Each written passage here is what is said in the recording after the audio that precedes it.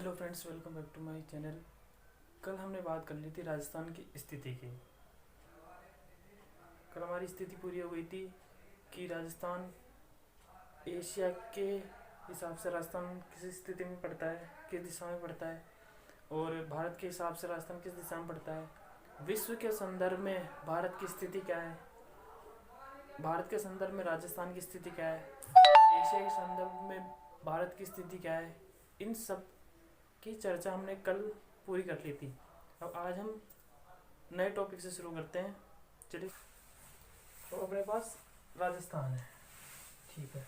तो राजस्थान की पहले आकृति देखते हैं। आकृति कैसे है, राजस्थान किस प्रकार का है। तो राजस्थान हमने बनाया, ये राजस्थान इस प्रकार से है, लगभग इसी प्रकार से है।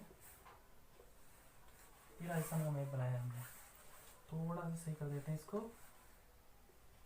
ये राजस्थान इस प्रकार से लगभग लगभग ये ऐसे बना लो इसको, ठीक है। ये उत्तर दिशा, दक्षिण, पूर्व और पश्चिम। अब पूछेगा राजस्थान की आकृति कैसी है। ये किस प्रकार की आकृति दिख रही है आपको। मकर संक्रांति आने वाली है, मकर संक्रांति के दिन किस चीज को अपन इस तरह से देखते हैं, वही इसकी आकृति है। यानी कि इसकी आकृति कैसी है, मैं यहाँ पे लिख देता हूँ इसकी आकृति। इसकी आकृति है तीन प्रकार से। देखिए, पहली विषम कोणीय, विषम कोणीय चतुर्भुज, विषम कोणीय चतुर्भुज। दूसरी पतंगाकार, पतंगाकार विषम कोणीय चतुर्भुज है, पतंगाकार है। और तीसरी है रोहम्बस। रोहम्बस लैटिन भाषा का शब्द है, इसको रोहम्बस भी बोलते हैं। विषम कोणीय चतुर्भुज, पतंगाकार और रोहम्बस, इसकी आकृति होगी तीन प्रकार, ठीक है। आकृति के बाद आते हैं इसका क्षेत्रफल पूछ ले, कि राजस्थान का क्षेत्रफल पूछ ले आपसे। राजस्थान का क्षेत्रफल वर्ग किलोमीटर और वर्ग मील दोनों में पूछे आपसे, वर्ग किलोमीटर और वर्ग मील। तो देखो, वर्ग किलोमीटर में 3,42,239.74 वर्ग किलोमीटर, 3,42,239.74। वर्ग मील में पूछे तो 1,32,140 वर्ग मील, 1,32,140 हो जाएगा हमारे वर्ग मील में। 3,42,239.74 वर्ग किलोमीटर में हो गया। वर्ग मील में पूछे क्षेत्रफल तो 1,32,140 वर्ग मील। इसको आप सीधा सीधा याद रखो, डायरेक्ट ऐसे 132 140, इसको याद रखो 3,42,239.74, ठीक। यहीं पे आपको जनसंख्या बता देता हूँ। 2011 के अनुसार जो राजस्थान की जनसंख्या है, एग्जैक्ट आंकड़ा 6,85,48,437, 6,85,48,437। 7 को सही कर देता हूँ। यह है 2011 के अनुसार राजस्थान की जनसंख्या, 6,85,48,437। आगे बात करते हैं। हमारे पास क्षेत्रफल हो गया, जनसंख्या हो गई, आकृति हो गई। अब देखते हैं, अब एक विद्वान का नाम आता है, इसको मिटा देता हूँ यहाँ से, जनसंख्या को मिटा देता हूँ और इसको भी मिटा देता हूँ।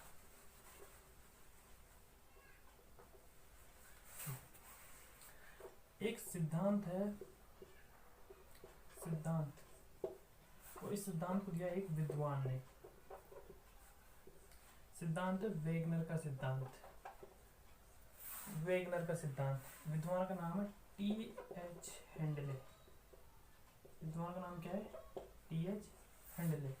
जो क्वेश्चंस परीक्षा में पूछे जाते हैं, मैं डायरेक्ट उसी को टच कर रहा हूँ।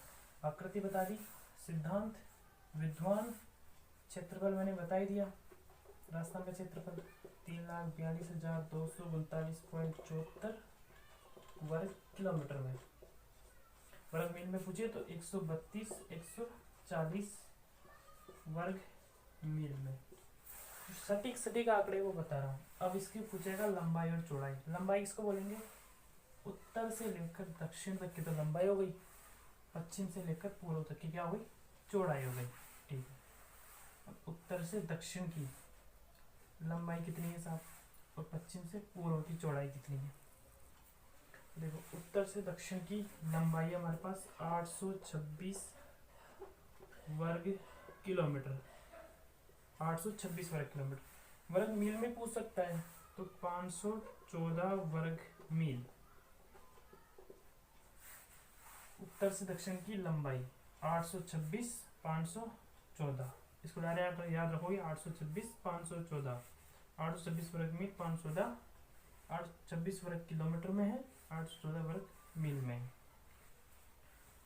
अब देखो, पश्चिम पूर्व की चौड़ाई, ये हमारी होगी उत्तर से दक्षिण की 826 वर्ग किलोमीटर 514 वर्ग मील। ठीक है, पश्चिम से पूर्व की चौड़ाई आती है हमारे पास 869, ये तो है वर्ग किलोमीटर में, वर्ग किलोमीटर में। तो 539 ये आती है हमारे पास वर्ग मील में। हमने क्या देखी? राजस्थान की लंबाई और चौड़ाई देखी, यानी कि उत्तर में यहाँ से, कहाँ से? श्री गंगानगर से लेकर के लास्ट में दक्षिण में कौन सा जिला पड़ता है? बांसवाड़ा, वहां तक का। और पूर्व से पश्चिम या पश्चिम से पूर्व, पूर्व में हमने धौलपुर से लेकर के पश्चिम में जैसलमेर तक की चौड़ाई देखी है। तो उत्तर से दक्षिण की लंबाई है 826 वर्ग किलोमीटर और 514 वर्ग मील में। वर्ग किलोमीटर में पूछ सकता है, मील में भी पूछ सकता है। ठीक है, पश्चिम से पूर्व की चौड़ाई में देखिए 869 वर्ग किलोमीटर और 539, ये 5 है। ठीक है, 569 वर्ग मील में है। ये हो गई लंबाई और चौड़ाई, इसके ये हो गई। और जनसंख्या मैंने बताई 6,85,48,437, ये 2011 की जनगणना के अनुसार, 2011 की। ठीक है, अब आंकड़े आगे आएंगे, भी जनगणना हुई नहीं है, आगे चलते हैं।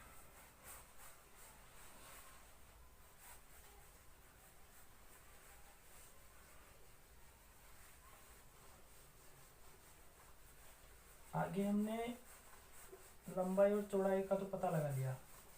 ठीक है, अब हम इसके जो विकर्ण है उस पर चर्चा करेंगे। ठीक है, ये लाइन खींची हमने। ठीक है, उत्तर, दक्षिण, पूर्व और पश्चिम दिशा। ठीक है, अब इसके विकर्ण खींचो। एक विकर्ण, दो विकर्ण। ठीक है, अब देखो,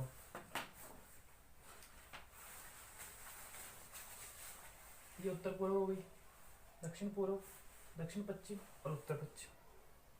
तो इसके जो विकर्णों की लंबाई है, यानी यहाँ से लेकर के यहाँ तक की और यहाँ से लेकर के यहाँ तक की, इन विकर्णों की लंबाई बतानी है। तो इस विकर्ण की लंबाई आती है मेरे पास 850 वर्ग किलोमीटर। इसके 850 है, इसकी आती है 784 वर्ग किलोमीटर। अब वर्ग किलोमीटर और वर्ग मील दोनों याद रखे चलना अपने को। देख, वर्ग किलोमीटर में भी होती है, वर्ग मील में। अब देखो, यहाँ 784 है, तो वर्ग मील में इसकी याद करने की बहुत शानदार तरीके में देखो, इस 4 को उठा के यहाँ रखा, इस 8 को उठा के यहाँ रखा, इसी 8 को दूसरी बार रखो, ये हो गया 488 वर्ग मील। ठीक है ना, 784, 4 इधर, 8 इधर, एक और 8 रखना, बस खत्म, 850। ठीक है, तो इधर इसको आएगा 529। ठीक है, इसकी क्या आएगी? 529 आएगी। ठीक है, 850 और 529 वर्ग मील में। अब इसको कैसे याद रखिए, सबसे बड़ा सवाल है। तो ये 850 और 784 तो याद रह जाएगी, 784 488 ये भी याद रह जाएगी, क्योंकि 4 8 4 यहाँ रहा है, 8 8 4 यहाँ जाएगा, याद रहेगा। लेकिन 529 के याद रखें। तो अपन ने ध्यान हो आपको तो हमने उत्तर से दक्षिण और पश्चिम से पूर्व की चौड़ाई देखी थी, पश्चिम से पूर्व की ये चौड़ाई देखी थी अपन ने। इसमें हमने क्या बताया था, देखो इसमें हमने बताया था वर्ग मील में, आपको बताया था हमने 539 वर्ग मील, और किलोमीटर में बताया था 869 किलोमीटर वर्ग किलोमीटर, 869 वर्ग किलोमीटर में बताया था। तो 869 539 तो कैसे याद करना, 539 यहाँ है पश्चिम में, यानी कि पूर्व से पश्चिम की चौड़ाई। तो इस 539 को उठाना है, इसमें से 10 कम करने हैं, 539 10 है 529, 529 इस विकर्ण की आ जाएगी, इसके सामने किया जाएगा 529 वर्ग मील इसकी, यानी कि यहाँ से लेकर यहाँ तक इस विकर्ण की जो लंबाई है वह 850 किलोमीटर में 850 वर्ग किलोमीटर है, वर्ग मील पूछे तो 529 है, इसकी पूछे तो 784 वर्ग किलोमीटर है, और इसकी 488 वर्ग मील में पूछे तो वर्ग मील में 488। देखो अब क्या होता है कि 3 रेखा होती है, कर्क रेखा, भूमध्य रेखा इसे इक्वेटर बोलते हैं, और मकर रेखा। तो हमारे भारत से एक रेखा गुजरती है कर्क रेखा, जो राजस्थान से होकर भी गुजरती है। अब देखिए राजस्थान के कौन से जिले से गुजरती है वो देखते हैं।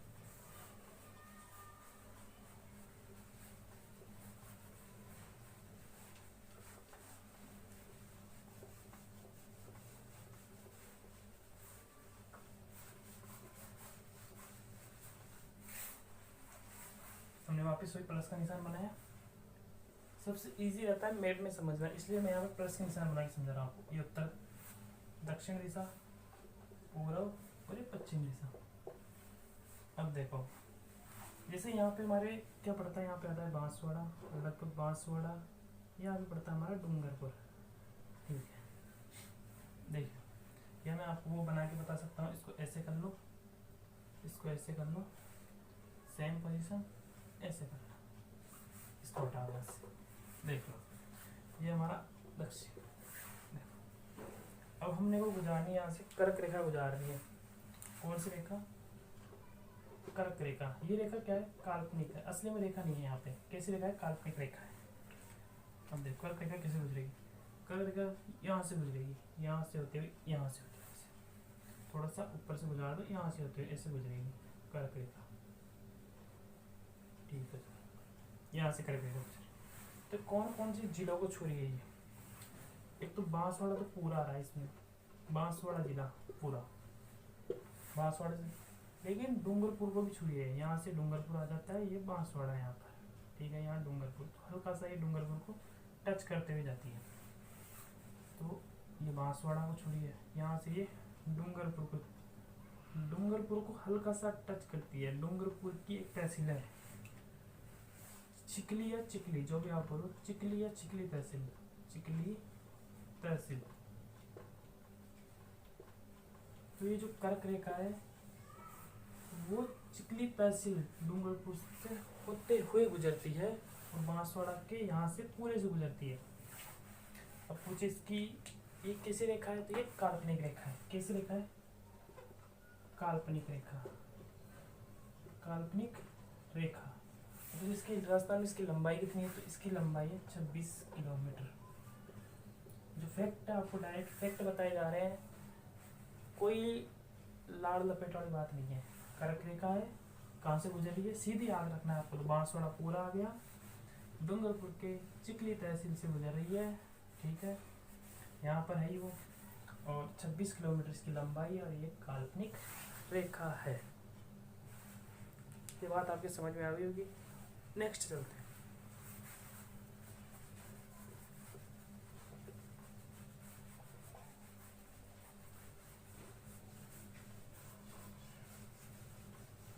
अब देखो एक बात बताता हूँ आपको, और पड़ा होगा दो रेखाएं हैं, अक्षांश रेखा और देशांतर रेखा। अक्षांश रेखा यानी लेटीट्यूड और लॉन्गिट्यूड, दो रेखाएं होती हैं। देखो जैसे मैं अगर यहाँ पे ये बनाऊं, ठीक है,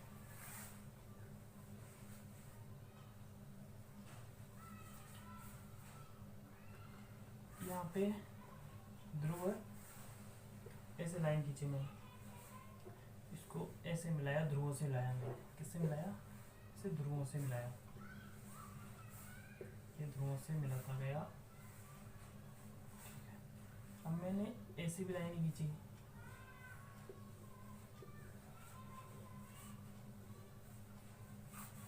जीरो भूमध्य रेखा 23.5 डिग्री और 23.5 डिग्री। ठीक है, इससे अपने को मतलब नहीं है, इसको हटा दें, इससे कोई दिक्कत नहीं है। यहाँ से अपने को देखने की अक्षांश रेखा किसको बोलते हैं और देशांतर रेखा किसको बोलते हैं। देखो ऐसे अक्षांश रेखा, तो ऐसे आडी रेखा नाम आ रहा ना, ऐसे अक्षांश, ऐसे आडी रेखा। आडी रेखा कौन सी है भाई, पेन चेंज करता हूँ उससे आपके सही आएंगे समझ में। देखो आडी ये है, ये रेखा क्या है आडी, तो ये कौन सी रेखा है, ये है अक्षांश रेखा। कौन सी रेखाएं हैं, अक्षांश रेखाएं हैं। अब देखो ये जो खड़ी रेखाएं हैं, कैसी रेखाएं, ये जो खड़ी रेखाएं खड़ी, इनको बोलते हैं हम देशांतर रेखाएं। देशांतर रेखाएं जिनसे क्या निकाला जाता है, समय निकाला जाता है ना, वही देशांतर रेखाएं। अक्षांश रेखाएं आडी रेखा, ऐसे याद कर लो। लॉन्गिट्यूड, लॉन्गिट्यूड देशांतर रेखा को बोलते हैं लॉन्गिट्यूड, लॉन्गिट्यूड क्योंकि इसमें देशों का अंतर समय से निकाला जाता है। और लॉन्गिट्यूड है लंबी, जो लंबी रेखा है वो देशांतर रेखा है। जो लेटीट्यूड, जो लेटी हुई है यानी आडी, जो आडी रेखा है जो लेटी हुई है यानी लेटीट्यूड, जो आडी रेखा वो होती है अक्षांश रेखा है। यह पता चल गया आपको अक्षांश रेखा कौन सी है और देशांतर रेखा कौन सी है। जो आडी रेखा है वो अक्षांश रेखा है, जो खड़ी रेखा है वो देशांतर रेखा है। इसकी परिभाषा अगर आप सुनना चाहोगे तो परिभाषा ये है, देशांतर रेखाएं वो वे रेखाएं होती है जो उत्तरी ध्रुव को दक्षिणी ध्रुव से मिलाती है।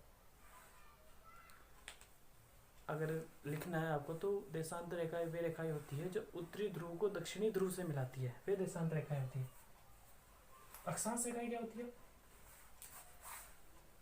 ये जो आडी पड़ी हुई रेखाएं है ना, उनको बोलते हैं अक्षांश रेखाएं। ठीक है, आगे चलते हैं।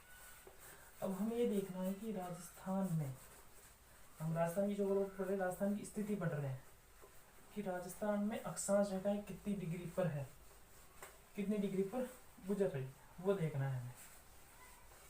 तो आइए वही प्लस का निशान बनाते हैं वापस से, ये प्लस का निशान बनाए हैं।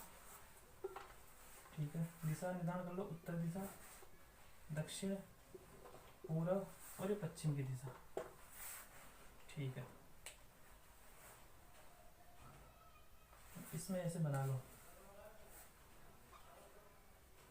ये तो केंद्र बिंदु है, यानी कि राजस्थान में यहाँ पर क्या स्थित है, यहाँ राजस्थान में यहाँ पर नागौर स्थित है, नागौर का लामपोलाई राजस्थान का केंद्र बिंदु है। इसके लिए यहाँ पे नोट लगा लिख लो, लामपोलाई, लामपोलाई नागौर राजस्थान का केंद्र बिंदु स्थित है। यहाँ राजस्थान का केंद्र बिंदु है लामपोलाई नागौर। अब देखो इसको मिला, अब यानी कि ये जो खड़ी रेखाएं हैं ये देशांतर आडी रेखाएं हैं, आडी रेखाएं अक्षांश रेखा। ठीक है, तो यहाँ हमारे जो आएगी वो आएगी 30°03' उत्तरी अक्षांश रेखा, उत्तरी अक्षांश 23°03 से शुरू होकर कहाँ तक जाएगा, ये जाएगा यहाँ पर 30°12' उत्तरी अक्षांश तक।